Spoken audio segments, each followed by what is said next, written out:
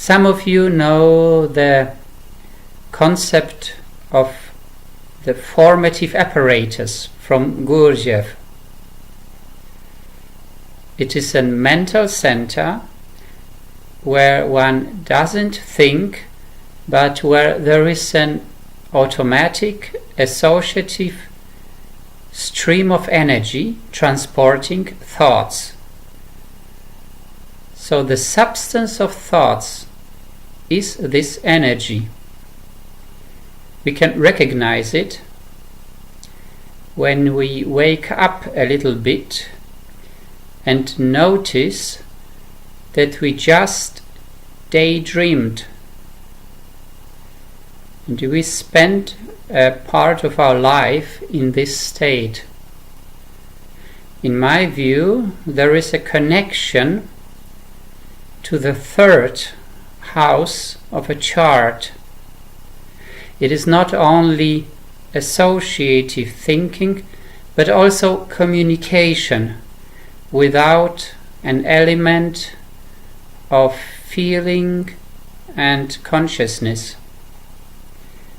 So the material self can have cold emotions, but no empathy.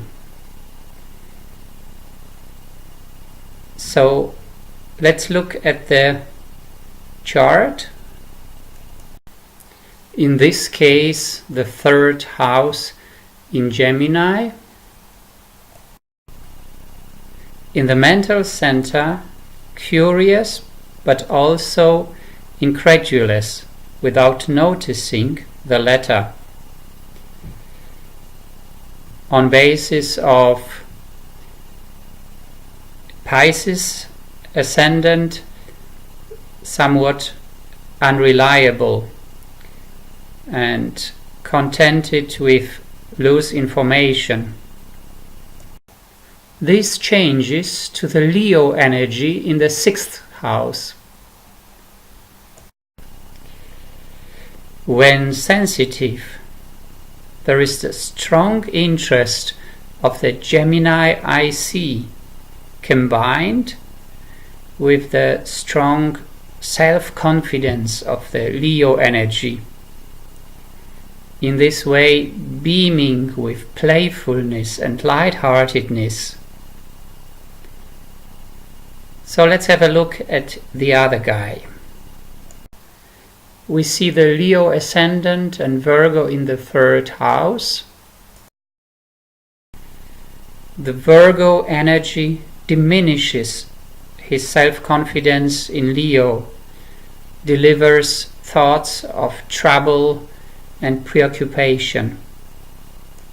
In the reactional self, he is the nice guy, Libra IC, but mixed with the obduracy and strictness of Capricorn. Now I'd like to explain why I talk about this special kind of astrology and don't relate so far to the most usual elements of a chart, which are planets and its aspects. Well, I differentiate between the structure of the self, which is constituted by the distribution of the houses on the one side, and the visitors of the chart, which are the planets, on the other side. The structure of the self doesn't change. So in this way, this is a part of me which does not change. I live in it, I can move in this entire field, but it stays the same. Whereas the planets are coming and going, they are in a continuous flux. So I'm most certainly not the planets. Some of them are more important than others, have more impact on my life. There are even some, let's say, permanent user, but still they are not that what I am. The sun has a different position in the whole field because it's not like a guest, it's rather the host. But this is another subject which I'll describe later.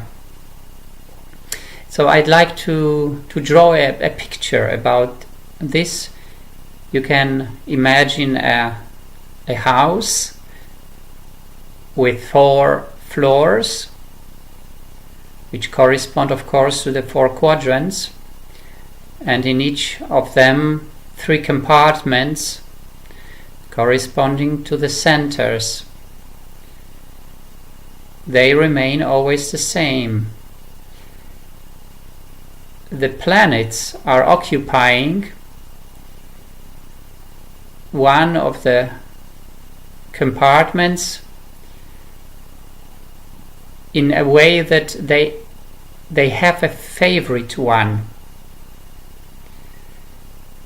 And well, let's look at some pictures. The energy of the Virgo ascendant is boosted with the energy of the ruler of the ascendant, Mercury, which is in Leo. In this example, we have the same distribution of the houses, but Mercury supplying the ascendant with the energy of Gemini. Here the Mercury is boosting the Virgo with Capricorn energy. So of course every chart is unique. If we just looked at the distribution of the houses, it would be like the vulgar astrology of the newspapers.